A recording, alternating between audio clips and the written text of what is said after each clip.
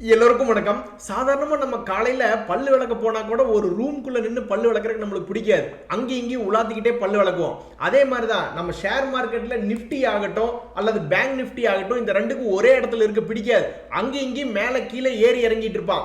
இந்த சமயத்துல போய் பார்த்தோம்னா ரெண்டு நாளா ஒரே மாதிரி ஒரு மாதிரி மந்தகாசமான நிலை, அதாவது பிளாட் என்று ஆங்கிலத்தில் சொல்லப்படுகின்ற மந்தகாசமான நிலை என்று தமிழில் கூறப்படுகின்ற அந்த பிளாட் அப்படின்ட்டு 2 நாளா படுத்து கிடக்குறான். இதுக்கு எதுக்கே நீ ஷேர் மார்க்கெட் நடத்தணும் அப்படின்னு நம்ம என்எஸ்சி பிஎஸ்சி பார்த்து கேட்குற மாதிரி இருக்கு. இப்போ பாருங்க, நேற்று என்ன ரேட்ல ஓப்பன் ஆனானோ அதே ரேட்ல தான் இப்போ ட்ரேட் ஆகிட்டு இருக்கான். சும்மா ஒரு 100 பாயிண்ட் 50 பாயிண்ட் அப்படியே இறங்கி ஏறி சின்னதா ஒரு வால்டிலிட்டி காமிச்சிருக்கானே ஒழிஞ்சு ஒரு மிகப்பெரிய வால்டிலிட்டி அப்படின்றது இப்போ வரைக்கும் காமிக்கப்படவில்லை. அதுக்கு என்ன காரணம் அப்படின்னு பார்த்தீங்கன்னு வச்சுங்களேன், இவன் ஏதோ ஒரு டெசிஷன் எடுக்கிறதுக்காக பார்க்குறான். ஒன்னா உடச்சிக்கிட்டு மேலே ஒரு 500,000 பாயிண்ட் ஏறணும், இல்லை உடச்சிக்கிட்டு கீழே ஒரு 500,000 பாயிண்ட் போகணும் அப்படின்ற மாதிரி ஒரு திங்க் பண்ணுறான் அப்படின்னு தான் நான் நினைக்கிறேன். இப்போ நீங்க உலகத்துல எந்த இடத்த வேணாலும் எடுத்து பாருங்க, அமெரிக்க பங்கு சந்தைகள் எடுத்து பாருங்க, இல்ல யூரோப் மார்க்கெட்ஸ் எடுத்து பாருங்க, இல்ல ஏசியன் மார்க்கெட்ஸ் எடுத்து பாருங்க, எல்லாருமே மலை அடிவாரத்தில் அப்படியே மந்தகாசமா படுத்து கிடக்குறாங்க. இந்த சமயத்துல நிக்கி, அதாவது ஜப்பானுடைய இண்டெக்ஸ் மட்டும் இன்னைக்கு 2.5% ஏறி இருக்கான். அதுக்கு முக்கியமான காரணங்கள் என்னன்னா, அவன் நேற்று விடுமுறை, ஆனா அன்னைக்கு எல்லா மார்க்கெட்டும் ஜெயஜோதியா மேலே ஏறி ஆடிட்டு இருந்தோம் இல்லையா, அதனால அதை காம்பன்சேட் பண்றதுக்காக ஏறி இருக்கான். அதுவும் இல்லாம இன்னொரு விஷயம் என்ன அப்படின்னா, அவங்க நாட்டினுடைய பிரைம் மினிஸ்டர் வந்து அவங்களுடைய கவர்மெண்ட் கிட்ட என்ன கேட்டுக்கிறாரு அப்படின்னா, இந்த மாதிரி நம்ம நாட்டில் வந்து இன்ஃபிளேஷன்லாம் ரைஸ் ஆகிற மாதிரி இருக்கு, அதை கண்ட்ரோல் பண்ற ஒரு மெசர் எடுங்க அப்படின்ற மாதிரி பேசி இருக்கிறத ஒரு அறிக்கை வந்திருக்கு. நீங்க கேட்கலாம், இதெல்லாம் ஒரு பெரிய விஷயமா அப்படின்ட்டு. ஆமாங்க, இப்ப நீங்க எடுத்துக்கங்க, இப்ப நம்ம பிரதமர் மோடியே இருக்காருன்னு வச்சுங்க, திடீர்னு எல்லா கவர்மெண்ட் ஆபீஸ்லயும் கூப்பிட்டு உட்கார வச்சு, ஏப்பா நம்ம நாடு கெட்டு போய் கிடக்கு, சீரழிஞ்சு கிடக்கு, இந்த நாட்டை நிமித்திற்கு ஏதாவது வழி இருந்தா பாருங்க அப்படின்னு சொன்னாங்கன்னா அது ஒரு பாசிட்டிவான விஷயம் தானே நண்பர்களே. இன்னைக்கு ஷேர் மார்க்கெட்ல நம்ம ரொம்ப ரொம்ப முக்கியமா கவனிக்க வேண்டியது என்னன்னா, இன்னைக்கு எண்ட் ஆஃப் த டேல வந்து ஃபாரினர்ஸ் வந்து வாங்கி இருக்காங்களா இல்ல வித்து இருக்காங்களா, அவங்களுடைய பொசிஷன் என்ன, நம்மளுடைய ஷேர் மார்க்கெட்டை பத்தி அவங்க என்ன நினைக்கிறாங்க அப்படின்னு நம்ம தொடர்ந்து கண்காணிக்க வேண்டியது ரொம்ப முக்கியமான வேலை. ஸோ இரவு வீடியோல வந்து ஃபாரினர்ஸ்னுடைய டேட்டாவோட வர்றேன். இப்போ நம்ம கிட்ட இருக்கிற சிஸ்டம்ல வந்து ஃபாரினர்ஸ் வாங்கி விற்கிறதுலாம் நம்மளுக்கு தெரியாது. மேபி அவங்க பல்க் டீல் பண்ணா மட்டும்தான் நம்மளுக்கு தெரியும். ஆனா டொமஸ்டிக் இன்ஸ்டிடியூஷனல் இன்வெஸ்டர்ஸுக்கு தெரியும் ஃபாரினர்ஸ் எவ்வளோங்க வாங்குறாங்க விற்கிறாங்கன்ட்டு. மேபி அவங்க வந்து ரொம்ப அட்வான்ஸ்டு டூல் வச்சிருக்காங்கன்னு நினைக்கிறேன்.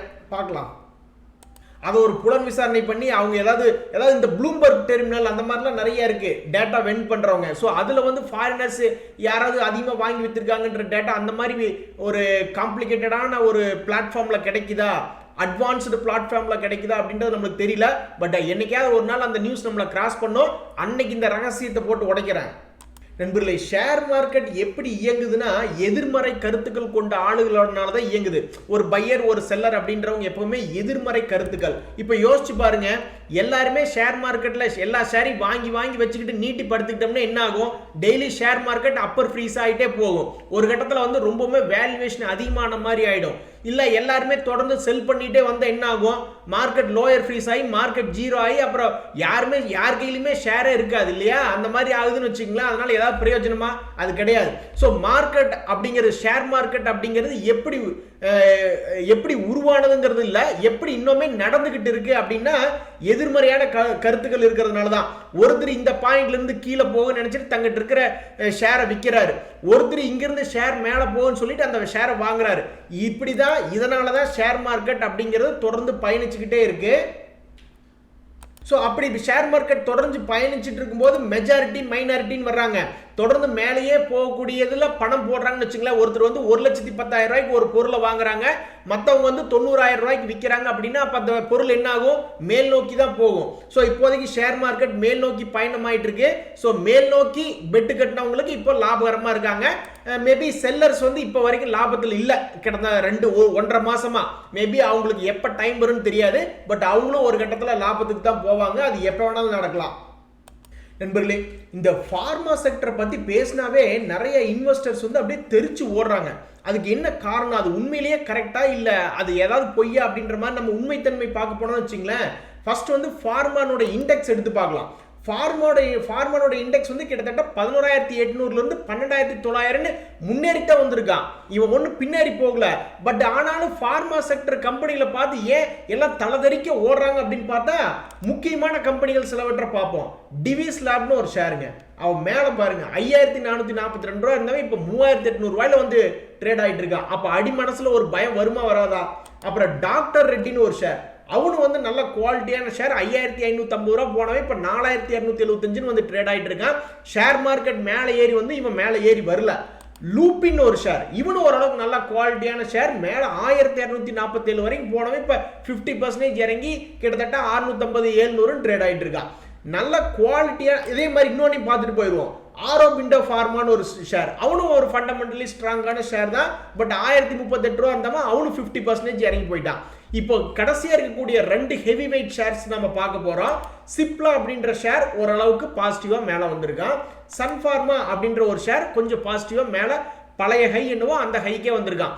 கிட்டத்தட்ட இத்தனை பங்குகள்ல, அதாவது இந்த ஸ்டாக்ஸ் எடுத்து பாருங்களேன், நிஃப்டி இண்டெக்ஸ் எடுத்து பார்த்தீங்கன்னா 50 ஷேர் இருக்குன்னா கடைசிக்கு ஒரு 10 ஷேர் 20 ஷேர் அப்படின்ற மாதிரி ஓரளவுக்கு மேலே ஏறி வர்றான். இப்போ நம்ம ஃபார்மா இண்டெக்ஸ்ல எடுத்து பார்த்தோம்னா 20 ஷேருக்கு 2 ஷேர் ஏறி வந்தால் உருப்பிடுமா? அதனால தான் எல்லாரும் இப்போ ஃபார்மா இண்டெக்ஸை பார்த்தா என்ன பண்ணுறாங்க, ஃபார்மா ஷேர்ஸை பார்த்தா தெரிச்சு ஓடுறாங்க. ஆனால் உண்மைத்தன்மை என்ன? இப்போ நம்ம நிஃப்டி ஃபார்மா இண்டெக்ஸில் நம்ம பார்த்தது என்ன, நம்ம போய் லோ ரேட்டில் எடுத்திருந்தோம்னா ஃபார்மா இண்டெக்ஸ்லேயே நம்மளுக்கு கிட்டத்தட்ட ஒரு 10% அப்படின்ற லாபம் நம்மளுக்கு கிடைக்க தான் செய்யுது. ஸோ அந்த லாபம் எப்படி எதன் மூலியமாக வரலாம்? ஒரு வெயிட்டேஜாக இருக்கக்கூடிய வெறும் 2 ஷேர்ல, ஏன்னா ஃபார்மா இண்டெக்ஸில் நிறைய வெயிட்டேஜான கம்பெனிஸ் இருக்கு. அஃப்கோர்ஸ் சிப்லா சன் ஃபார்மா ஹையஸ்ட் வெயிட்டேஜாக இருந்தாலும் டிவிஸ் லேப், டாக்டர் ரெட்டி, லூப்பின், ஆரோ ஃபார்மாலாம் சேர்த்தும் பொழுது அந்த வெயிட்டேஜ் ஈக்குவலாக வந்துருவானுங்க. ஸோ அப்போ நம்மளுக்கு என்ன தேவை? ஒரு நல்ல இண்டெக்ஸில் வந்து ஹெவி வெயிட்டேஜாக இருக்கிற ஒரு 3-4 கம்பெனி மேலே போச்சுனாவே நம்மளுக்கு இண்டெக்ஸில் நம்ம போடுற பணம் நம்மளுக்கு லாபகரமாக மாறிடும். தனியாக ஒரு ஷேர்ல போய் மாட்டிக்கிட்டு லபோதுபான்னு இது பண்றதை விட கும்பலா போய் இந்த இண்டெக்ஸை வாங்கி நம்மளுக்கு ஒரு 10% லாபம் கொடுத்தா கூட ஓகே அப்படின்ற மாதிரி வெளியே வந்துடலாம். ஏன்னா இப்போ ஃபார்மா இண்டெக்ஸ்னாவே எல்லாரும் தெரிச்சு ஓடுறாங்க. அப்படி தெரிச்சு ஓடக்கூடிய ஃபார்மா கம்பெனில கூட ஃபார்மா இண்டெக்ஸா எடுத்து பார்க்கும்போது, ஒரு கலெக்டிவா எடுத்து பார்க்கும்போது ஒரு லாபகரமாக தான் அமைஞ்சிருக்கு அப்படின்ற கேஸ் ஸ்டடியை நம்ம உணர்ந்துக்கணும் இந்த இடத்துல. அப்போ இந்த சமயத்தில் நம்ம இன்னொரு விஷயத்தை, என்ன முக்கியமான விஷயத்தை பார்க்குறோம்னா, ஷேர் மார்க்கெட்டில் புதுசாக வர்றவங்களுக்கே போய் ஆப்ஷனில் கையை வச்சு கறிக்கிறதுக்கு முன்னாடி, அல்லது இன்ட்ராடே டெலிவரி ஷார்ட் டேர்ம் ட்ரேடிங்னு போய் அந்த இடத்துலையும் கையை வச்சு கறிக்கிறதுக்கு முன்னாடி உங்களுக்கு பிகினர்ஸ் இப்போ தாங்க நான் ஷேர் மார்க்கெட்டுக்குள்ளே வர்றேன் அப்படின்னா உங்களுக்கு அந்த இண்டெக்ஸ் இன்வெஸ்ட்மெண்ட் அப்படிங்கிறது ஒரு நல்ல ஒர்க் அவுட் ஆகும். ஆனால் இதில் வந்து நீங்கள் கோல்ஸ் எப்படி செட் பண்ணிக்கணும்னா, ஷேர் மார்க்கெட் ஏறிச்சுன்னா எனக்கு பணம் வந்தால் ஓகேங்க, ஷேர் மார்க்கெட் இறங்குச்சுன்னா எனக்கு பணம் வரலினா ஓகேங்க அப்படின்ற மைண்ட் செட் உள்ளவங்களுக்கு இந்த இண்டெக்ஸ் இன்வெஸ்ட்மெண்ட் கண்டிப்பா உதவும். அதே மாதிரி இதுல ஓரளவுக்கு சேஃப்டி இருக்கு, கொஞ்சம் கேரண்டியும் இருக்கு. ஒரு மினிமம் ரிட்டர்ன் தான் கிடைக்கும், மேக்ஸிமம் ரிட்டர்ன்லாம் கிடைக்காது. இப்போ இதே நீங்க சிப்லால பாத்தீங்கன்னா கீழே போய் வாங்கியிருந்தீங்கன்னா 927 வாங்கியிருந்தீங்கன்னா மேல 1035 அந்த மாதிரி வந்திருக்கா.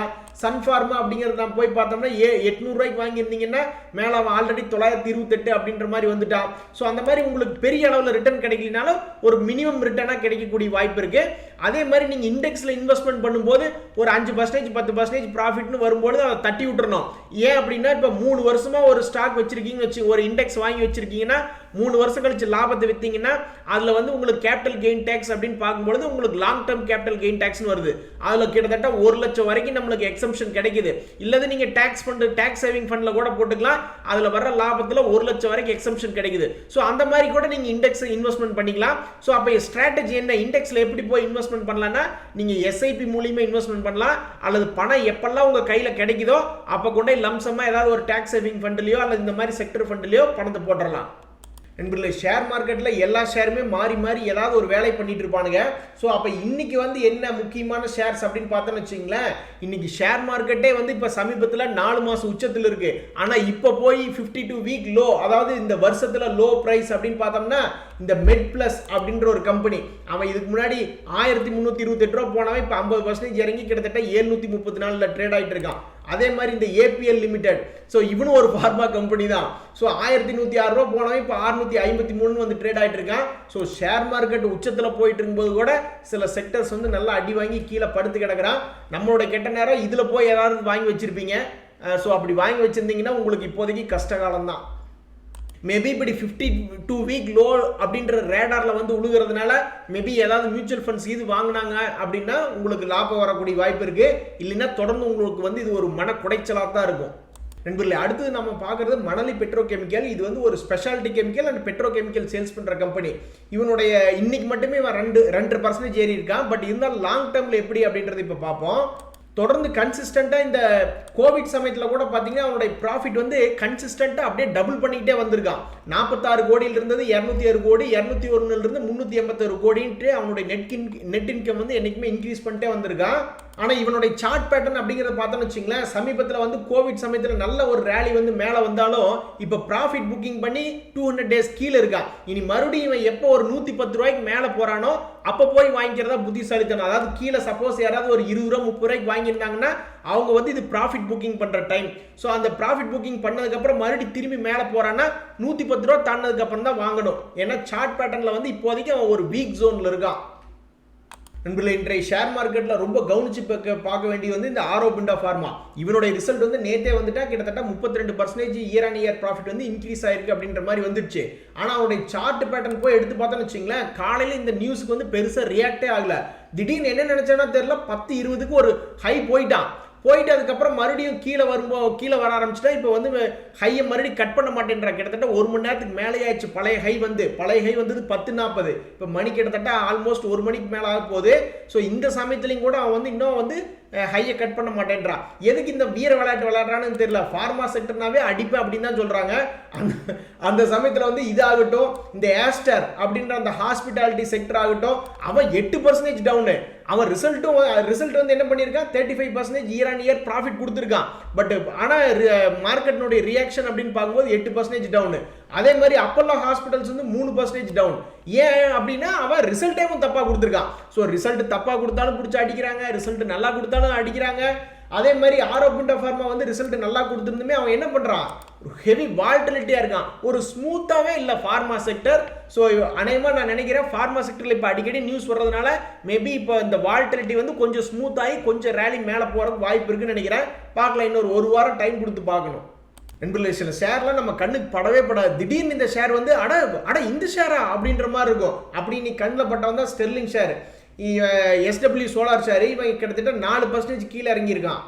ஆனால் ஒரு நல்ல நியூஸ்னால அவன் கண்ணில் படல. அவங்களுடைய ப்ரொமோட்டர் வந்து கிட்டத்தட்ட 270 ரூபா ரேஞ்சுக்கு வந்து 23 லட்சம் ஷேர், 24 லட்சம் ஷேர்னே வச்சுக்கோங்களேன். 24 லட்சம் ஷேர் வந்து அந்த கம்பெனியுடைய ப்ரொமோட்டர் விற்கிறார். அந்த பேட் நியூஸ்ல உள்ள வந்தவன் தான் இன்னைக்குன்னு போய் பார்த்தோம்னா கிட்டத்தட்ட 277 ரூபா இருக்கா, 4% இறங்கி இருக்கா. ஸோ இந்த ஷேர் யாராவது வச்சிருந்தீங்கன்னா இது ஒரு தகவல். ஏன் அப்படின்னா இந்த மாதிரி ஷேருக்கெல்லாம் எப்போவாவது ஒரு நியூஸ் தான் வருது, அது நல்லா இருந்தால் பரவாயில்ல. இந்த மாதிரி மோசமாக வருது. சூப்பராக ஒரு கமெண்ட் ஒன்று படிக்கிறேன். இண்டஸ்இண்ட் பேங்க்ல வந்து 7.5% வட்டி தர்றாங்க, பேசாமல் அதுலேயே இன்வெஸ்ட்மெண்ட் பண்ணலான்ற நல்ல விஷயங்க. 7.5% வட்டிங்கிறது ரொம்ப நல்ல விஷயம். இதுலேயே இன்னொரு 2 ஹைக் பண்ணுறாங்கன்னு வச்சிங்களேன், கிட்டத்தட்ட நம்மளுக்கு 8.2 8.5 கூட இன்ட்ரெஸ்ட் கிடைக்கக்கூடிய வாய்ப்பு இருக்குது. 7.5% அப்படின்றது வந்து ஒரு நல்ல இன்வெஸ்ட்மெண்ட் தான். ஆனால் அவங்க வந்து 1 வருஷம் ஃபிக்ஸட் டேர்ம் டெபாசிட் மாதிரி போடணும்பாங்க. நீங்கள் இடையில பிரேக் பண்ணிங்கன்னா அப்புறம் அதை 3.5% வட்டியை மாற்றிடுவாங்க. அதை பார்த்துக்கிடுங்க. இன்னொரு நண்பர் என்ன கேட்குறாரு, இந்த மாதிரி எஃப்ஐஸ் டெய்லி எந்த ஷேரை வாங்கி விற்கிறாங்க, எந்த ஷேரை வாங்குறாங்க அப்படின்ற டெய்லி பேசிஸ் கண்டுபிடிக்க முடியுமான்னு கண்டிப்பாக முடியாதுங்க. ஏதாவது பிளாக் டீல் அப்படின்னு பண்ணும்போது நம்மளுக்கு தெரிய வரும். அதாவது நேஷனல் ஸ்டாக் எக்ஸ்சேஞ்ச் செபி இவங்களுடைய ரூல்ஸ் எல்லாம் என்ன சொல்லுதுன்னா, ஃபாரினர்ஸினுடைய டேட்டா, டொமஸ்டிக் இன்ஸ்டிடியூஷனுடைய டேட்டா எல்லாம் வந்து 3 months ஒன்ஸ் பப்ளிஷ் பண்ணுற மாதிரி தான் டேட்டா நம்ம கிட்ட இருக்கு. அவங்க வந்து டெய்லி நீ வந்து பப்ளிஷ் பண்ணி எந்த ஷேர் இன்னைக்கு வாங்கினா எந்த ஷேர் நீ வித்த அப்படின்ற மாதிரி நம்மளுடைய எக்ஸ்சேஞ்ச் அல்லது ரெகுலேட்டர்ஸ் வந்து சொன்னாங்கன்னா அப்போ நம்மளுக்கு பப்ளிக்கு தெரிய வரும். இல்லைன்னா மிக சிலருக்கு தான் இந்த விஷயங்கள் தெரிய வரும்.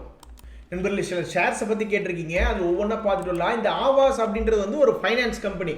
ஸோ இந்த கம்பெனி வந்து இந்த இடத்துல எடுக்கலாமா அப்படின்னு பார்த்தா இப்போதைக்கு அவன் வந்து கொஞ்சம் டவுன் ட்ரெண்டில் தான் இருக்கான். ஒரு இடம் புல்லிஷாக முயற்சி பண்ணியிருக்கான், மண்டை மேலேயே கொட்டி கீழே இறக்கியிருக்காங்க. மறுபடியும் அடுத்த இடம் மேலே வந்தான்னு வச்சுங்களேன், கண்டிப்பாக எவன்டா கொட்டினதுன்ட்டு கண்டிப்பாக திரும்பி பார்க்குறதுக்கு மேலே வந்துடுவா. ஸோ அந்த சமயத்தில் 3000 ரூபா வரக்கூடிய வாய்ப்பு இருக்குது. ஹிந்த் மோட்டார்ஸ் அப்படின்றது ஒரு ஆட்டோ ஸ்பேர் பார்ட்ஸ் தயாரிக்கிற கம்பெனி. அவன் இப்போ வரைக்குமே புல்லிஷில் தான் இருக்கான். ஸோ அவன் என்னைக்கு 13 ரூபாய்க்கு கீழே போகிறான்னா அப்போ தான் வீக்கு. இல்லைன்னா இவன் மறுபடியும் யூட்டர்ன் போட்டு மறுபடியும் மேலே 19 ரூபா வரைக்கும் போகக்கூடிய வாய்ப்பு இருக்குது. டாடா ஸ்டீல்லாம் மாசுங்க, அவன் வந்துட்டான் பாருங்க மேலே, அப்படி இப்படின்னு தடவிக்கிட்டே இருந்தான். கீழே கிட்டத்தட்ட 84 ரூபா, அதாவது 84 ரூபா போனது கணக்கு வச்சுங்க. சார்ட் பேட்டர்ல பார்க்கும்போது பிரைஸ் அட்ஜஸ்ட் ஆனதுக்கப்புறம் ஸ்பிளிட் ஆனதுக்கப்புறம் பிரைஸ் அட்ஜஸ்ட் பண்ணி கீழே 84 லோனு காட்டுறான். இப்போ 112 ரூபா வந்துட்டா எவ்வளவு மெதுவும் அப்படியே கிராஜுவலாக மேலே ஏறி வந்திருக்கான் பாருங்க. இந்த 112 ரூபாய் தாண்டி மேலே போனானா கண்டிப்பாக ஒரு 150 ரூபா வரைக்கும் வாய்ப்பு இருக்குன்னு தான் நான் நினைக்கிறேன். இன்றைய தகவல்லாம் உங்களுக்கு உதவியாக இருந்தால் எனக்கும் சந்தோஷம் தான். ரொம்ப நன்றி, வணக்கம்.